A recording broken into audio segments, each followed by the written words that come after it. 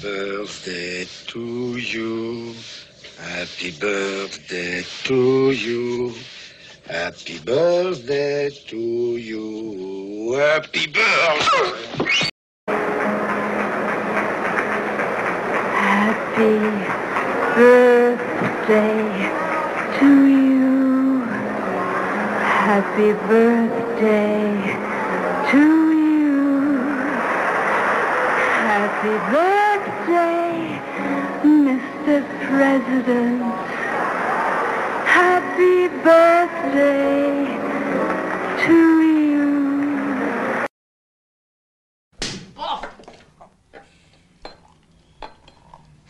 En tout cas, ça fait rudement plaisir de voir des gens en bonne santé. Allez, c'est fini tout ça.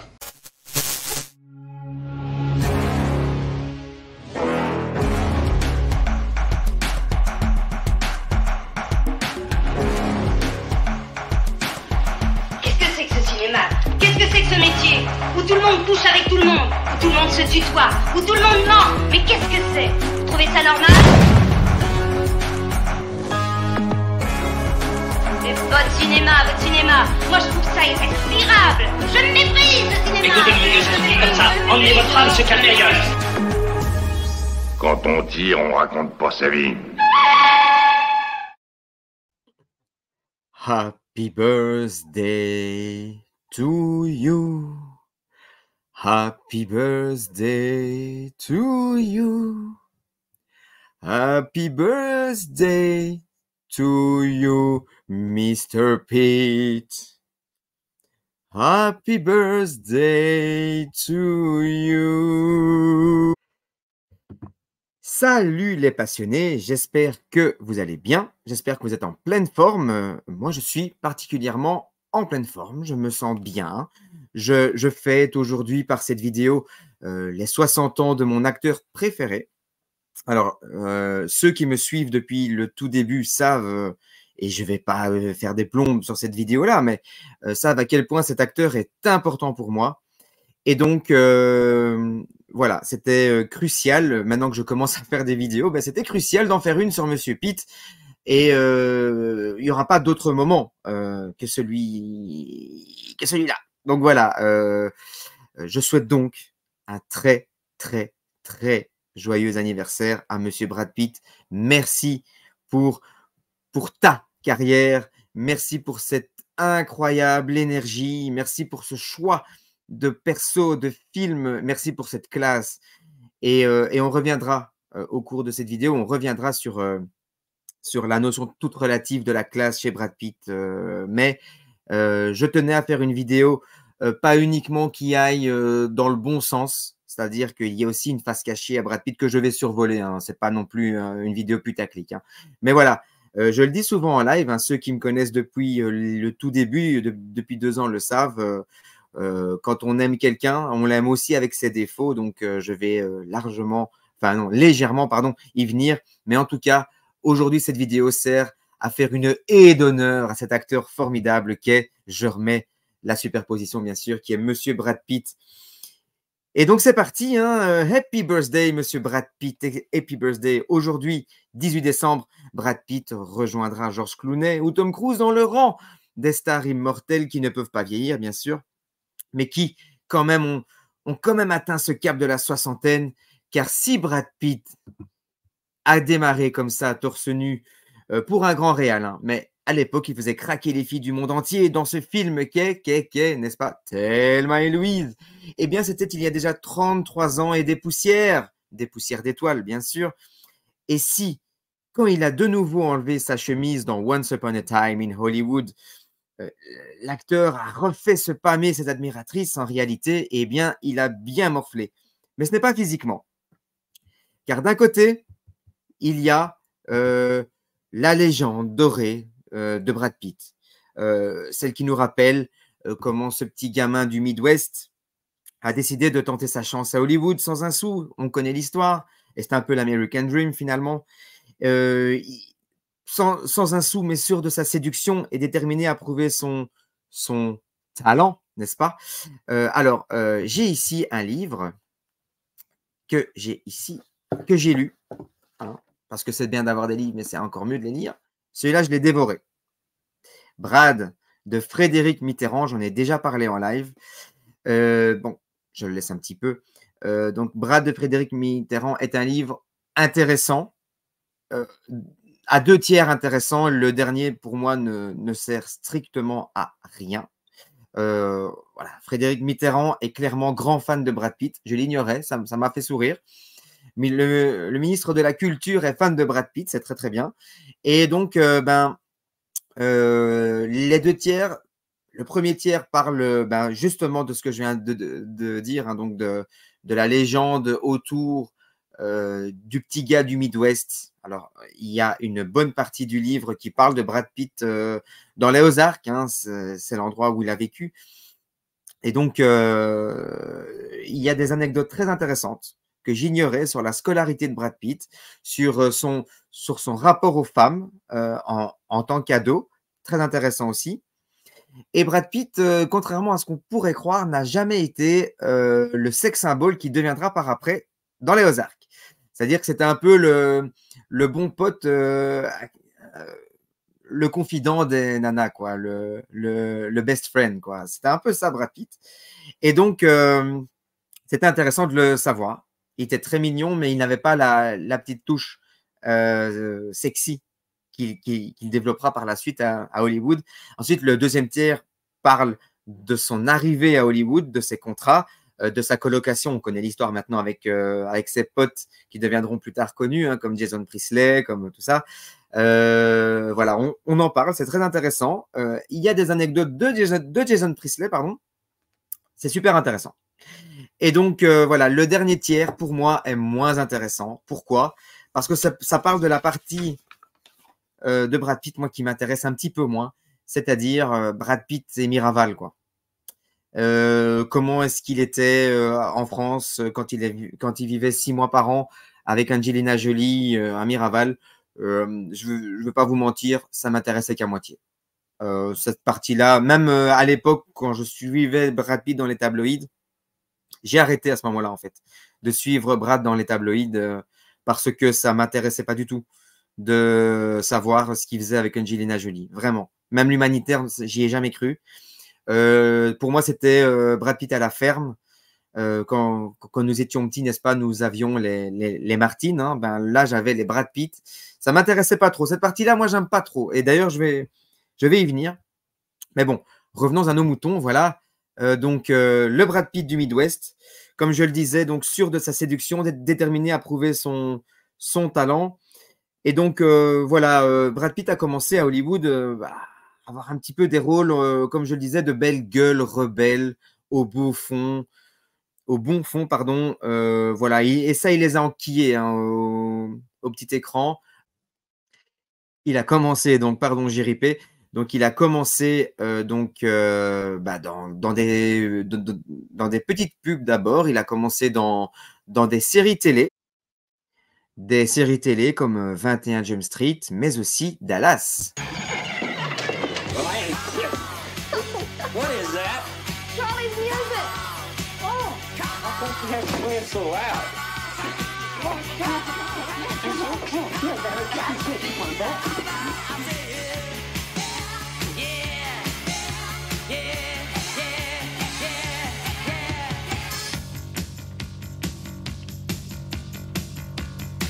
Mom!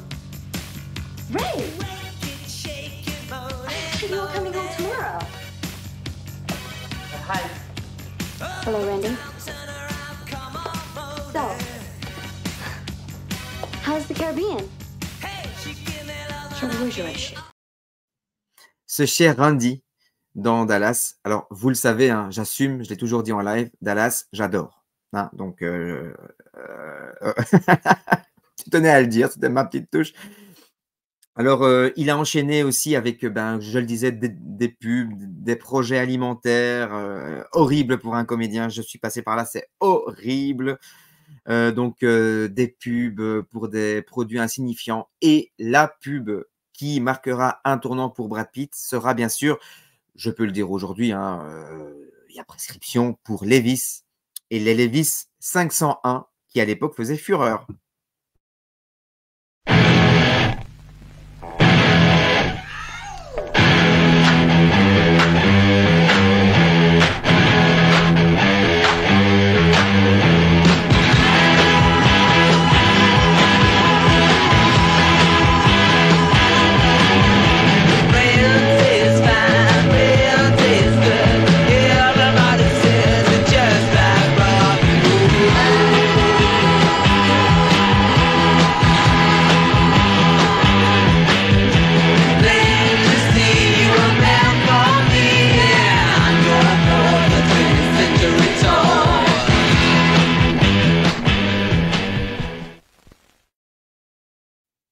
yeah, yeah, yeah, yeah, yeah, yeah, yeah. Cette vidéo va certainement se faire striker. Ce n'est pas grave. Et donc, Ridley Scott tombe sur cette publicité alors qu'il est dans son hôtel en train de faire des repérages pour son prochain film Thelma et Louise. Et à partir de là, Brad enchaînera les films marquants, en tout cas pour les 90s. Hein. Donc, il enchaînera avec Et au milieu coule une rivière. Pour moi, c'est pas le film le plus ouf, mais c'est quand même réalisé par Robert Redford. Ensuite, Entretien avec un vampire, film difficile pour Brad Pitt, film dont il n'a pas parlé aujourd'hui. Il ne le renie pas pour autant, mais il a quand même dit récemment qu'il souffrait terriblement sur ce tournage et que l'ambiance avec Tom n'était pas au beau fixe. Tu m'étonnes, déjà à l'époque. Le film que j'adore, Légende d'automne, aujourd'hui un petit peu revu à la baisse par la génération actuelle, mais film grandement romanesque dans lequel Brad Pitt joue évidemment le rôle du beau gosse, mais quand même avec un fond. C'est en tout cas l'impression qu'il m'avait donnée à l'époque. Je ne suis pas devenu fan de Brad Pitt avec ce film-là, mais il m'avait déjà fait forte impression. Le Jean-Jacques Hano, 7 ans au Tibet, bien sûr. Film intéressant, mais je ne le reverrai peut-être pas aujourd'hui. Et alors, le film mal jugé pour moi, trop mal jugé, Rencontre avec Joe Black. Ceux qui n'ont pas vu le film ne comprendront pas le sens de cette photo, mais je voulais quand même la mettre. Donc voilà, ces films-là assoient sa réputation de sex symbole, mais qu'il essaye malgré tout de contrebalancer. Et ça, je m'en rendais compte à l'époque. Je me disais, mais il est dingue, ce mec, il fait des rôles de beau gosse qui, à l'époque, étaient le genre de place en or dans le métier. Et puis, en fait, ça ne l'intéressait pas. Et ça, je ne comprenais pas à l'époque pourquoi. Peut-être parce que moi, je rêvais d'être beau. Qui sait? Je ne sais pas. Je ne sais plus. J'ai oublié. Donc, il essayait de contrebalancer avec des films comme, et ça, les anciens connaissent, de Dominique Sena, California, magnifique film. Pas chef-d'œuvre, mais il faut le voir, rien que pour son duo avec David Duchovny qui fonctionne très bien. Son trio même, je dirais, avec Juliette Lewis. Film où il joue le rôle d'un barjo, un serial killer, mais complètement naïf. Un serial killer naïf, c'est ça. Un très bon Dominique Sena. Ça sera avant 60 minutes chrono. Alors, il essaiera de contrebalancer avec ce chef-d'œuvre du 7e art, Seven, qui amorcera pour moi la trilogie Fincher-Pitt. Alors là, il essaye de salir son image. Lors de la promotion de ce film, il essayait de le dire, et je trouve que malgré tout, dans Seven, même s'il est sale, hein, mais il reste quand même beau comme un dieu grec. Et donc, moi, ça m'a toujours fait rire quand j'entendais Brad Pitt dire « Oui, j'ai essayé de m'en les dire ». Il a essayé de le dire plusieurs fois. Hein. Mais peut-être que sur l'Armée des 12 singes, ça marchait peut-être. Et encore, moi, je le trouve complètement dingue dans le très, très bon sens du terme. Voilà, film pour lequel il recevra le Golden Globe, donc du meilleur espoir pour l'Armée des 12 singes. Alors, il a fait des pieds et des mains auprès de Terry Gilliam. Il a été jusqu'à son domicile. Il s'est incrusté chez lui, dans sa cuisine. Terry Gilliam le raconte dans le making-of. Et donc, il n'avait pas du tout envie de prendre Brad Pitt à la base. Et Brad Pitt voulait absolument ce rôle.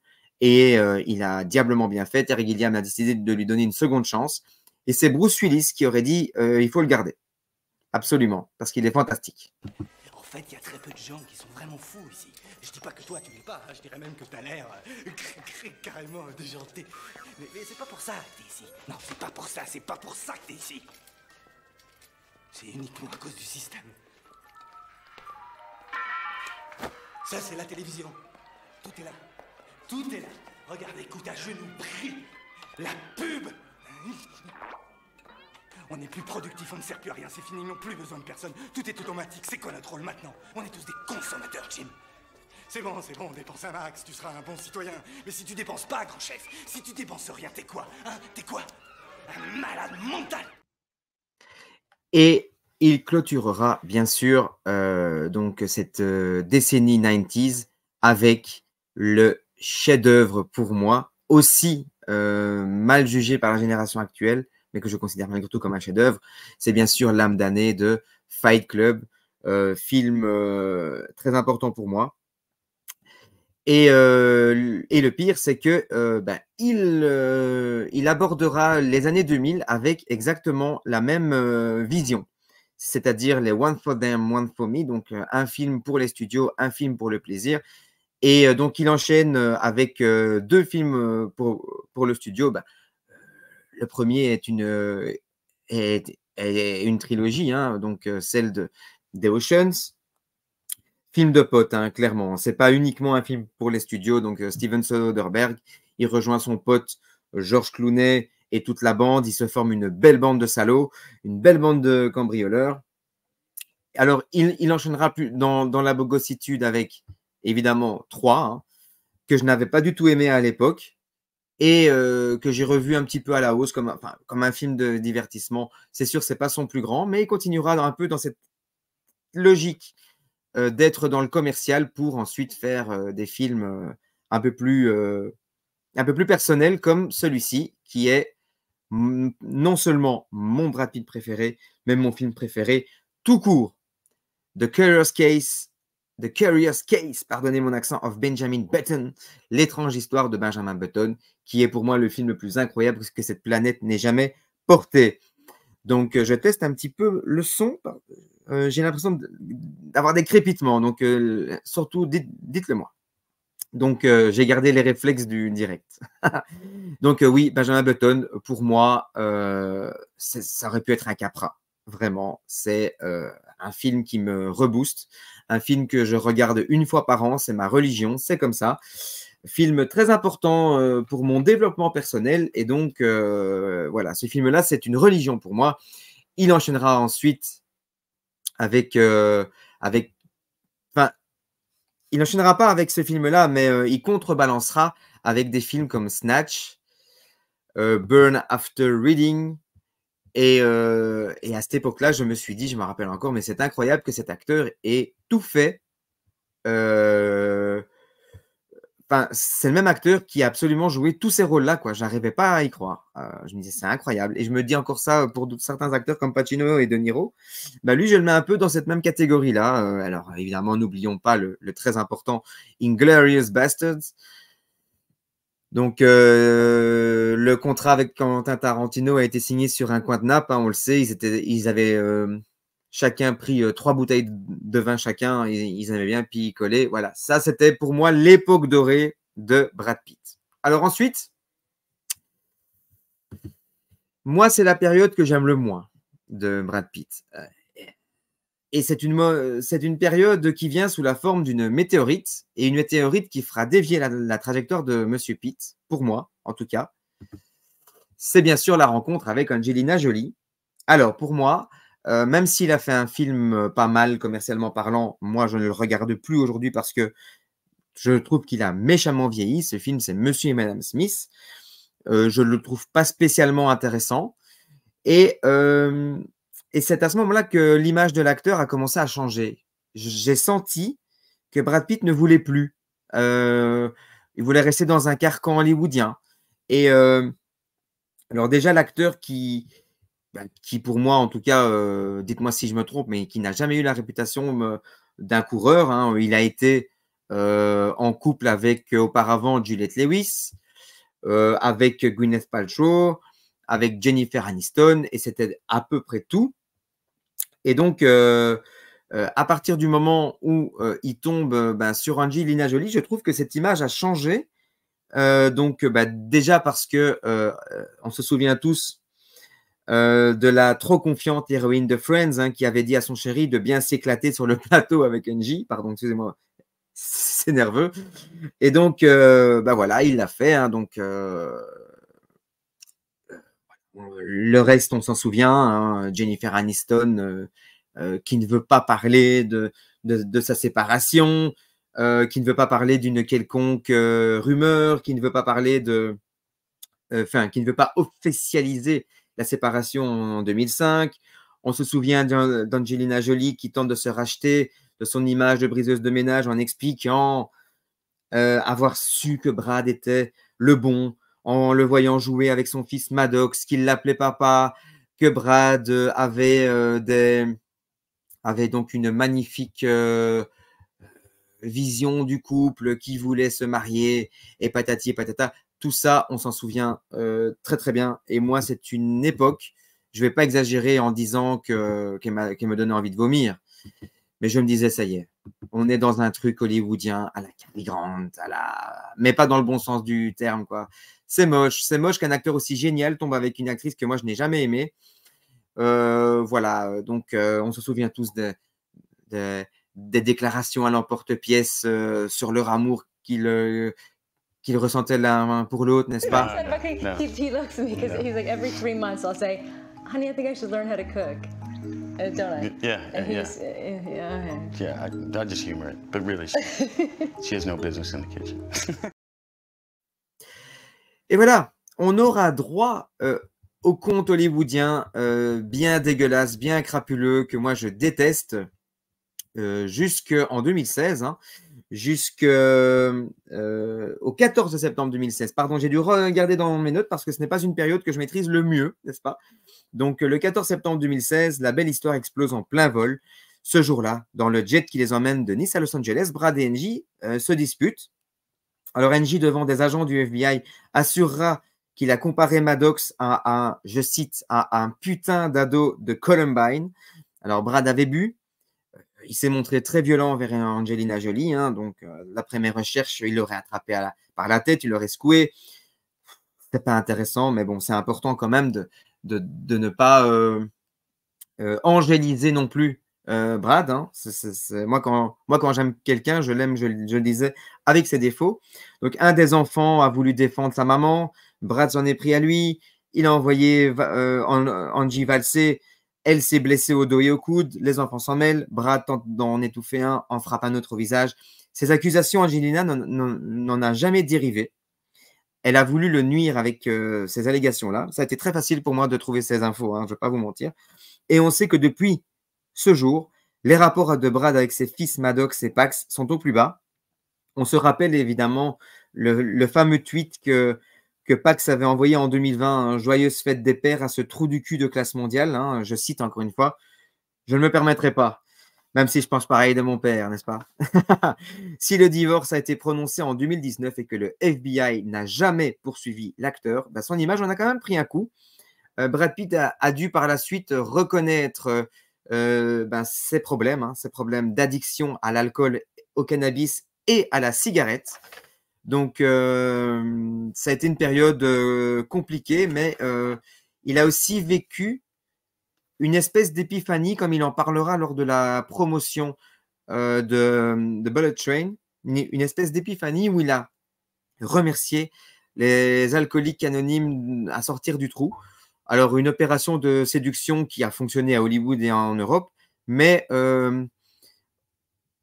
on va dire qu'à Hollywood et en Europe, il a retrouvé une image cool, celle que moi j'adore de lui. Donc, une espèce de renaissance, hein, j'utilisais le terme épiphanie, qui explique qu'il s'y sent si bien. Hein. Aujourd'hui, il se sent très bien. Je le ressens en tout cas comme tel. Sauf qu'il traîne d'autres casseroles et tout le monde ne l'applaudit pas comme moi. Donc, il y a l'affaire Make It Right. Hein, donc, en 2007, Brad s'est fait le porte-parole d'une vaste opération de construction de maisons écologiques sur pilotis pour aider les victimes de l'ouragan Katrina en Louisiane. Il a sollicité l'appui d'architectes de renom, il a récolté des millions de dollars et puis zéro avancée. Donc, on n'a plus aucune nouvelle de Brad, on n'a plus aucune nouvelle de ses collaborateurs, sauf que les chantiers étaient déjà entamés. C'est le blackout total, un désastre. Des gens se retrouvent à la rue avec un emprunt à payer sur base de sa conviction. Donc, ils ont cru Brad sur le moment et je les comprends. Donc, l'affaire a été traînée en justice. Et bien, Brad est ressorti de cette affaire blanc comme neige. La justice a décidé que ce n'était pas sa faute. Ensuite, il y a eu, je fais très vite parce que pour moi, ce n'est pas agréable, mais voilà, c'est important d'être honnête. Donc, il y a eu l'affaire Odile Soudan, un procès que Brad Pitt a tenté d'étouffer. Donc, en fait, Odile Soudan est une grande architecte qui a été contactée, hein, une architecte française, qui a été contactée par Brad pour mettre en lumière le château. Et donc, les travaux se sont très bien passés, la collaboration a été très bonne. Et puis ensuite, juste avant le paiement, eh bien, il a fait couler sa boîte pour mauvaise gestion. Voilà. Donc, je ne sais pas, parce que l'affaire a été mise sous silence, donc je ne sais pas si Brad a été jusqu'où l'affaire a été. Mais voilà, ça c'est le côté un petit peu négatif de Brad Pitt. Donc, il a été considéré comme il est considéré, il a un peu cette image de mauvais payeur. Hein. Angelina Jolie en a beaucoup parlé aussi. Donc voilà, je ne sais pas ce que vous en pensez, mais toujours est-il que pour moi, l'être humain n'existe pas, hein, l'être parfait n'existe pas, l'être humain n'existe pas, pardon. C'est très révélateur ce lapsus. L'être parfait n'existe pas, et donc moi, je retiendrai de Brad, évidemment, un acteur très libre, finalement. Peut-être un peu trop, hein, avec les dernières révélations que je viens de vous faire. Enfin, révélations. Je retiendrai cette grande liberté de ton, je retiendrai cette immense intensité dans le jeu, je retiendrai ces films cultes, mais cultes, pas juste parce qu'ils sont super forts, quoi. Cultes parce que ils sont importants. Ils ne sont pas que forts, ils sont importants. Et pour moi, Brad Pitt restera emblématique pour ça. Alors, rien que pour ça, merci, Monsieur Brad. Et j'espère encore assister à une belle continuité dans sa carrière. Et je vous souhaite un bon visionnage. N'hésitez pas à me dire ce que vous avez laissé. Je suis fatigué, papa. N'hésitez pas à mettre en commentaire ce que vous voulez, en fait. Faites ce que vous voulez. Likez, partagez. Enfin, je déteste dire ça. Donc, les autres youtubeurs le disent très bien pour leur chapelle. Donc, voilà, faites ce que vous voulez avec cette vidéo. Moi, j'ai pris beaucoup de plaisir à la faire. J'ai pris beaucoup de plaisir à rechercher ces infos pour vous. Et voilà, je vous embrasse et je vous souhaite une bonne semaine.